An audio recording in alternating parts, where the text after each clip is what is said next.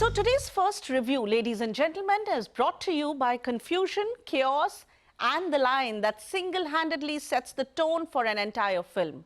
इंसान हो या संविधान जो सबको अपनाओगे.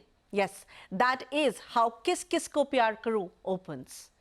And honestly, it's unintentionally profound because the story is basically about upnowing everyone.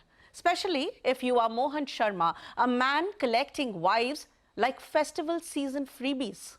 Kapil Sharma returns as Mohan, a man so unlucky in love, he tries to marry his longtime sweetheart Sonia, but somehow ends up marrying someone else every single time. Hindu, Muslim, Christian, one wife from each faith, as if he's personally curating India's cultural directory. And when Sania finally comes back, surprise, she's now a Sikh woman. At this point, Mohan's life feels less like a marriage plot and more like a census form gone rogue. Directed and written by Anukalp Goswami, the film tries very hard to be bigger, braver, and more inclusive than the 2015 original. But what we get instead is a Bollywood blender. Moral messaging, slapstick logic, and identity switching all thrown together. Mohan keeps changing names like outfits. Mehmood for one, Michael for another, Mohan for the third. The only stable character in this film is confusion. And the weddings? Absolutely wild. One marriage he's tricked into. Another, he's emotionally blackmailed into. And a third, he basically stumbles into like an uninvited Bharati. Instead of emotional depth, the wives come across as melodramatic caricatures, each threatening to kill herself if he leaves. Subtlety has clearly left the chat. The direction feels like a blast from early 2000s. Loud comedies where everything is over the top. Scenes cut like jump scares and logic is a rumor. Producers Ratan Jain, Ganesh Jain, Abbas Mastan, Barmawala definitely aimed for entertainment, but the result is more chaotic circus than comic gold.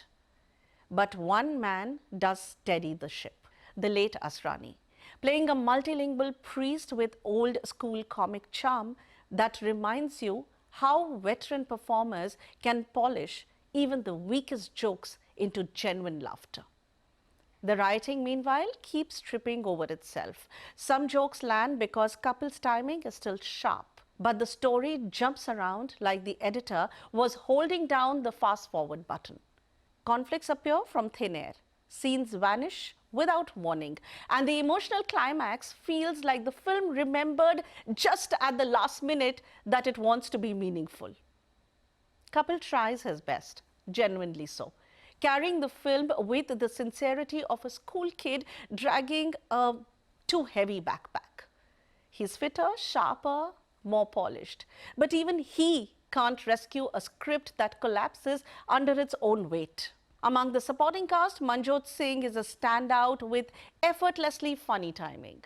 The women, Aisha Khan, Tridha Chaudhary, Parul Gulati, Hira Varina, do what they can, but are trapped in roles that feel ornamental, stereotypical, or just plain underwritten.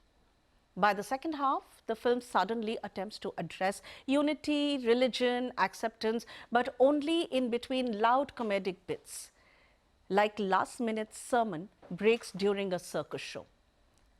Emotional beats feel forced. Continuity breaks apart, and by Mohan's 10th explanation of how he accidentally married someone, the audience has accepted defeat.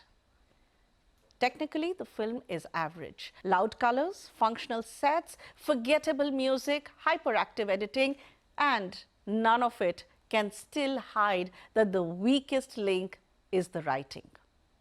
In the end, Kis Kisko Pyaar Karoon 2 is exactly what it promises. Mindless, noisy, slapstick chaos. If you are here purely for Kapil being Kapil, it's a possible one-time watch. But if you walk in expecting clever humor or meaningful commentary, this film might feel like a prank on your brain cells. Best advice? If you do watch it, leave your brain at home. Trust me, it will thank you later.